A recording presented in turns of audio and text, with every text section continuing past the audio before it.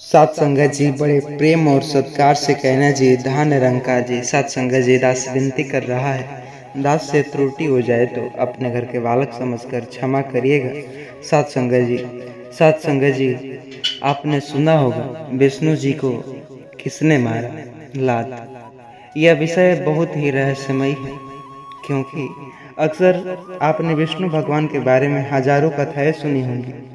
वह पालन करता है जो संहार के करता है और भक्तों के रक्षक। लेकिन आज मैं आपको एक ऐसी सच्ची घटना जो सुनाने जा रहा हूँ, जिसे आप कल्पना भी नहीं किए होंगे, जिसे सुनकर के आपकी रूह कांप जाएगी। क्या आप जानते हैं कि कभी भगवान विष्णु को भी लात मारी गई थी? जी हाँ, भगवान जिन्हें हम सृष्टि का आधार मानते हैं, जिन्हें हम हर संकट में पुकारते हैं, कभी किसी ने उन्हें लात मार दी थी। अब सवाल उठता है कि कौन था इतना साहसी जिसने ऐसा किया और क्यों ऐसा किया। यही है आज की हमारी इस वीडियो की कहानी। विष्णु जी को किसने मारी लात, निरंकारी विचार के साथ आइए समझते हैं। ऐसी जानकारी दूंगा जिसे सुनकर के आपकी आत्मा कांप उठेगी। सात संगत जी, कहानी शुरू करने से पहले चैनल पर नए होंगे सब्सक्राइब करिएगा, वीडियो को पूरा सुनिएगा, तभी आप समझ पाएंगे। यह घटना महाभारत और महापुराणों से जुड़ी हुई है। एक बार देवता जो और असुरों के बीच भयंकर युद्ध छिड़ा था। देवता बार बार पराजित हो रहे थे। वे भागकर विष्णु भगवान के पास पहुंचे। विष्णु ने कहा, चिंता मत करो, मैं असुरों का विनाश कर दूंगा। लेकिन उस युद्ध में एक ऐसी घटना घटी जिसने सभी को हिला डाली, क्योंकि युद्धों के बीच एक असुर ने विष्णु जी को लात मारी थी। इस घटना ने पहले का रहस्य वित्रासुर एक महान असुर था जिसे शिव जी से वरदान मिला था। उसका शरीर इतना कठोर था कि कोई भी अस्त्र शस्त्र उसे काट नहीं सकता था। जब देवताओं ने युद्ध किया तो वह हंसते हुए उन्होंने मारता गिराता इंद्र भी हार गए। अंततः विष्णु ने एक योजना बनाई, लेकिन युद्ध के दौरान वित्रासुर के एक अनुयायी ने ऐसा काम कर दिया जिसने पूरी कथा को कलंकित कर दिया। कथा कहती है कि जब विष्णु युद्ध कर रहे थे, तभी एक असुर ने पीठ पीछे आकर भगवान विष्णु को लात मारी। यह देखकर देवता कांप उठे। उन्होंने सोचा अब यह असुर भस्म हो जाएगा, लेकिन हुआ कुछ और। विष्णु ने क्रोध नहीं किया। उन्होंने मुस्कुराते हुए कहा, यह लात भी मेरे लिए पूजा के समान है, क्योंकि यह मुझे याद दिलाती है कि अहंकार में पड़ा जीव भी अंततः मेरे चरणों तक ही पहुंचता है। जब यह घटना हुई तो नारद मुनि ने विष्णु जी से प्रश्न किया, प्रभु, आपने यह उस असुर को दंड क्यों नहीं दिया? उसने आपका अपमान किया, आपको लात मारी। विष्णु बोले, नारद, यह संसार माया जाल है। जो मुझे लात मारता है वह भी अंततः मेरी ही ओर मुख करता है, क्योंकि लात ऊपर की ओर नहीं जाती, नीचे की ओर ही पड़ती है। उसकी लात भी मेरे चरणों को ही छू गई, इसलिए वह पवित्र है। इस घटना की सच्चाई यह है कि भगवान विष्णु को कोई लात नहीं मार सकता, वह केवल प्रतीक है। असल में जब इंसान अहंकार, पाप और लालच में डूबकर धर्म की अवहेलना करता है तो वह भगवान को लात मारने जैसा ही काम करता है। जी हाँ, बात हो रही है जहाँ बेटा माता पिता की अवहेलना करना चाहते हैं, वह विष्णु को लात मारता है। जब इंसान गरीबों को ठुकरा देता है, वह विष्णु को लात मारता है। जब कोई स्त्री का अपमान करता है, वह विष्णु को लात मारता है। जब कोई जीव हत्या करता है, वह विष्णु को लात मारता है। यानी आप सच समझ गए होंगे। यानी भगवान को सीधे कोई छू नहीं सकता, लेकिन उसके नियमों और उनके धर्म और उनकी बनाई हुई जिज्ञासा बनी हुई सृष्टि का अपमान करना वही असली लात मारना है। निरंकारी ज्ञान यह कहता है कि भगवान कोई मूर्ति नहीं जिसे आप धक्का मार सकते। भगवान कोई आकाश में बैठा राजा नहीं। भगवान तो निराकार है, हर जगह व्याप्त है, हर जीव में मौजूद होगा। अगर आप किसी भी प्राणी को खुद देते हो, दुख देते हो, तो आप भगवान को लात मारते हो। अगर आप झूठ, चोरी, नशा, हिंसा करते हो तो आप विष्णु जी को लात मारते हो और इसका परिणाम श्राप के रूप में मिलता है। यही कारण है कि आज समाज में अशांति, कलह और विनाश का फैला हुआ है।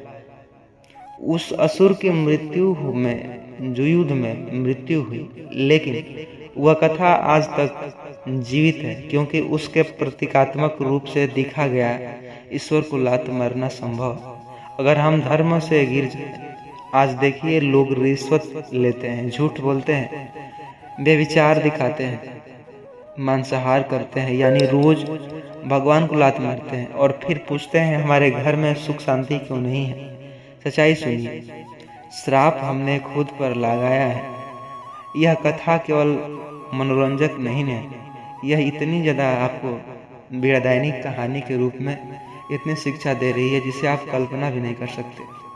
याद रखिए, माता पिता का अपमान मत करना, स्त्री को नीचा मत दिखाना, गरीब का तिरस्कार मत करना और सबसे बड़ा निराकार को मत भूलना, क्योंकि जो ऐसा करता है वह भगवान विष्णु को लात मारने से कम नहीं करता और उसका अंत हमेशा विनाश से होता है। तो आइए सुनिए, अब आप समझ गए होंगे कि विष्णु को किसने लात मारी थी। असल में वह असुर तो एक प्रतीक था, लेकिन असली असुर हम सब के भीतर है, हमारा अहंकार, हमारी लालसा और हमारी क्रूरता। अगर हम इसे नहीं छोड़ेंगे तो हम भी उसी असुर की तरह विनाश को प्राप्त हो उठेंगे। कहानी का मुख्य उद्देश्य यही था, इसलिए निरंकारी ज्ञान को अपनाइए और निराकार को पहचानिए। हर प्राणी में भगवान को देखना सीखिए, तभी हमारा जीवन श्राप से मुक्त होगा और आशीर्वाद से भर जाएगा। अगर आपको यह कथा हृदय तक छू गई तो इस वीडियो को अपने मित्रों तक जरूर पहुंचाइएगा व्हाट्सएप के जरिए, और चैनल पर नए होंगे सब्सक्राइब अवश्य कर लीजिएगा। सत्संग जी बहुत ही अच्छे विचारों के साथ, अच्छी कहानी के साथ अच्छा ज्ञान देता हूँ, तो प्लीज़ चैनल पर नए होंगे सब्सक्राइब करना मत भूलिएगा और वीडियो को लाइक, प्यारा सा कमेंट अवश्य करिएगा। सत्संग जी प्रेम और सत्कार से कहना जी, धन निरंकार जी। सत्संग जी, अक्सर हम सभी ने यह तो सुना ही होगा कि कहते हैं आपको महाभारत के ऐसे गंदे श्राप जो आपने सुना होगा। कहते हैं महाभारत में अनगिनत किस्से सुने होंगे। धर्मयुद्ध, अर्जुन का जो गांडीव, भीष्म की प्रतिज्ञा, द्रौपदी का चीरहरण, सीता जो कृष्ण का गीता उपदेश। लेकिन आज मैं आपको महाभारत का ऐसा रहस्य बताने जा रहा हूँ जिसे सुनकर के आपकी आत्मा कांप उठेगी। महाभारत में ऐसा श्राप छिपा है जिसे आप सुनेंगे तो आश्चर्यचकित में फंस सकते हैं, जिसे सबने गंदा श्राप कहा जाता है। ऐसा श्राप जिसने न सिर्फ महाभारत के नायकों की जिंदगी बर्बाद कर दी बल्कि आने वाली पीढ़ी तक ही हिला डाली।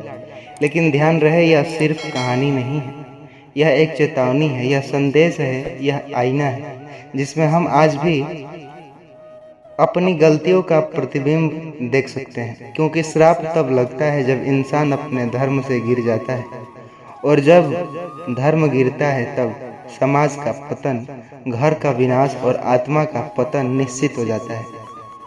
तो आइए आज सुनते हैं महाभारत के ऐसे गंदे श्राप जिसकी कल्पना तक आप नहीं की होगी। निरंकारी विचारों के साथ साथ संगत जी, इसलिए चैनल पर नए होंगे तो सब्सक्राइब करिएगा। आज पूरा राज जानने वाले हैं। हस्तिनापुर की सभा में जो हुआ वह सिर्फ द्रौपदी का अपमान नहीं था, वह पूरे स्त्रीत्व का अपमान था। कौरवों ने पांडवों को जुए में हराकर उनकी पत्नी द्रौपदी को दांव पर लगा दिया था। जब दुशासन ने द्रौपदी का चीरहरण करने की कोशिश की तो सभा के सारे महान योद्धा चुप बैठे थे। भीष्म, द्रोण, कर्ण सभी देख रहे थे, लेकिन किसी ने आवाज नहीं उठाई।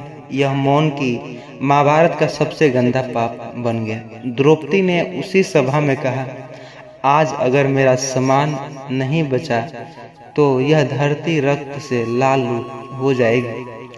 और हुआ भी ऐसा ही। महाभारत का युद्ध उसी जो क्षण तय हो गया था। निरंकारी विचार कहते हैं, जहाँ स्त्री का अपमान होता है वहाँ श्राप जन्म लेता है, क्योंकि स्त्री ही हर घर की लक्ष्मी है। स्त्री ही समाज की शांति और स्त्री ही सृष्टि की जननी। उसे अपमानित करके कोई भी वंश टिक नहीं सकता। भीष्म पितामह ने आजीवन ब्रह्मचर्य का व्रत लिया था, लेकिन इसी व्रत ने एक स्त्री अम्बा की जिंदगी तबाह कर दी। अम्बा ने भीष्म से कहा, तुम्हारी प्रतिज्ञा के कारण जीवन नष्ट हो गया। न तुमने स्वीकार किया और न ही किसी और। भीष्म ने धर्म के नाम पर अम्बा को ठुकरा दिया और आहत अम्बा ने तपस्या कर भगवान शिव से वर मांगा, मुझे शक्ति दो कि अगली जन्म में भीष्म के विनाश का कारण बन सकूं। और शिव ने आशीर्वाद दिया। अम्बा ने अगली जन्म में शिखंडी के रूप में जन्म और वहीं युद्ध में भीष्म की मृत्यु का कारण बनी। यह था श्राप। जो भी स्त्री का हक छीनता है उसका अंत अपमानजनक होता है। निरंकारी विचार कहता है, प्रतिज्ञा अगर दूसरों के जीवन को नष्ट करे तो वह प्रतिज्ञा धर्म नहीं पाप बन जाती है। महाभारत युद्ध के अंत में जब श्री कृष्ण कुरुक्षेत्र के मैदान में खड़े थे, तब गांधारी का हृदय दुख से फटा जा रहा था। उसके 100 पुत्र युद्ध में मारे जा चुके थे। गांधारी ने कृष्ण से कहा, हे माधव, तुम चाहते हो यह युद्ध रुक सकता है था, लेकिन तुमने इसे होने दिया। आज मेरे पुत्र मरे हैं, कल तुम्हारे यदुवंशी भी इसी तरह एक दूसरे के हाथों मरेंगे। गांधारी का यह श्राप सच हो गया। यदुवंशी नष्ट हो गए। स्वयं श्री कृष्ण का अंत एक शिकारी के तीर से हुआ। यह था महाभारत का सबसे गंदा श्राप, क्योंकि यह श्राप भगवान श्री कृष्ण जैसे अवतार पर भी पड़ा। निरंकारी विचार कहते हैं कि अहंकार, हिंसा और घमंड ये किसी को नहीं छोड़ते, चाहे वह देवता हो क्यों न हो। अगर इंसान धर्म के रास्ते से भटक जाए तो उसका वंश भी विनाश से नहीं बच सकता। महाभारत युद्ध के बाद सबसे खतरनाक भयानक घटना हुई, जो अश्वत्थामा ने द्रौपदी के 5 पुत्रों के नींद में हत्या कर दी। जब श्री कृष्ण ने अश्वत्थामा को पकड़ा, उन्होंने कहा, हे द्रौपदी, तुमने जो धर्म का सबसे बड़ा अपमान किया, तुम सदा जीवित रहोगे, लेकिन घाव और पीड़ा के साथ तुम मृत्यु की भीख मांगोगे, लेकिन मर नहीं सकोगे। आज भी कहा जाता है कि अश्वत्थामा इस धरती पर जीवित है, भटक रहा है, अपने पाप का प्रायश्चित कर रहा है। यह था गंदा श्राप, जीवन का अंत न होना और सदा पीड़ा में जीना। निरंकारी विचार कहता है, जो निर्दोषों का खून करता है वह अमर होकर भी नरक भोगता है। अगर महाभारत के ये श्राप केवल प्राचीन कथा नहीं है, ये हमारे जीवन जो हमारे लिए चेतावनी है। आज भी वही श्राप हमें घेर सकता है। अगर हम स्त्रियों का अपमान करेंगे तो द्रौपदी का भी आज श्राप जो भी आज भी घर को उजाड़ देगा। अगर हम अहंकार में निर्णय लेंगे तो अम्बा का श्राप हमें भी गिरा देगा। अगर हम लालच और हिंसा में डूबेंगे तो गांधारी का श्राप वंश को खत्म कर देगा। अगर हम निर्दोष को जो खून बहाएंगे तो अश्वत्थामा की तरह जो सड़ते हुए जिएंगे। निरंकारी विचार शुद्ध कहता है, सच्चा धर्म मंदिर, मूर्ति या यज्ञ में नहीं। सच्चा धर्म सत्य, करुणा, प्रेम और ईमानदारी से। जो इनसे भटकेगा वही श्राप पाएगा। महाभारत हमें सिखाता है कि श्राप केवल शब्द नहीं होते। श्राप तब लगता है जब हम धर्म से भटकते हैं, और यह धर्म केवल एक व्यक्ति को नहीं, पूरे वंश को तबाह कर देता है। इसलिए जीवन में हमेशा याद रखिए, स्त्री का सम्मान करें, जो सत्य का पालन करे और लालच और अहंकार से दूर रहे। और सबसे जरूरी, निरंकारी प्रभु को पहचानो, क्योंकि जब इंसान निरंकार को जान लेता है तब कोई श्राप उसका जो कसर नहीं कर सकता। वह मुक्ति हो जाता है, शांति पा लेता है, मोक्ष पा लेता है। अगर आप चाहते हैं कि श्राप से वंचित रह सके तो इस संदेश को अपनाइएगा। इस चैनल पर नए होंगे सब्सक्राइब करिएगा और इस वीडियो को मित्रों के साथ व्हाट्सएप के जरिए शेयर जरूर करिएगा साथ संगत जी, क्योंकि इस प्रकार की बहुत ही अच्छे विचारों के साथ, अच्छी सीख के साथ मैं वीडियो लाता रहता हूं। तो चैनल को सब्सक्राइब करिएगा, वीडियो को लाइक, प्यारा सा कमेंट और इस वीडियो को मित्रों के साथ शेयर जरूर करिएगा साथ संगत जी। प्रेम और सत्कार से कहना जी, धन्य निरंकार जी। सत्संग जी, पितृपक्ष की कथा शायद ही आपने सुने होंगे, लेकिन आप क्या जानते हैं पितृपक्ष की ऐसी कथाएं सिर्फ आशीर्वाद लेकर श्राद्ध न हुआ तो शांति का श्राप बनकर लौटेंगे। आज हम आपको कथा सुनाने जा रहे हैं पितृपक्ष की अद्भुत और पावन कथा। यह ऐसी कथा आप कभी नहीं सुने होंगे। यह केवल सुनने मात्र से ही मनुष्य के जीवन के सभी जो पाप है नष्ट हो जाते हैं। जो भी व्यक्ति श्रद्धा और मन से इस कथा को सुनता है, उसके ऊपर यदि पितृदोष हो तो वह समाप्त हो जाता है। उसके जीवन के सारे दुख, दरिद्र और विघ्न बाधाएं मिट जाती है। उसके घर में सुख समृद्धि का वास होता है और धन्य धान की कभी कमी नहीं रहती। यह कथा सुनने वालों को पूर्वजों का आशीर्वाद मिलता है और उनका जीवन खुशियों और सौभाग्य से भर जाता है। पितृपक्ष का महत्व अत्यंत गहरा और शास्त्रों में कहा गया है कि इस समय हमारे पूर्वज स्वयं धरती पर आते हैं और अपने वंशज से तर्पण और समर्पण की अपेक्षा करते हैं। जब हम उनकी विधि पूर्वक स्मरण करते हैं तो वे संतुष्ट होकर हमें आशीर्वाद देते हैं। उनके आशीर्वाद से जीवन में सफलता, शांति और प्रगति का मार्ग भी प्रशस्त होता है। लेकिन यदि उन्हें भुला दिया जाए तो उनका असंतोष परिवार में दुख, विघ्न, बाधा जो उत्पन्न होता है। इसलिए पितृपक्ष की केवल धार्मिक पर्व नहीं बल्कि यह हमारे पूर्वज के प्रति कृतज्ञता व्यक्त करने का सर्वोत्तम अवसर है। यही महान जो कथा भगवान श्री कृष्ण ने अपने प्रिय वाहन गरुड़ जी को सुनाई। जब गरुड़ जी ने विनम्रता भाव से भगवान से प्रश्न किया, हे प्रभु, पितृपक्ष का इतना महत्व क्यों?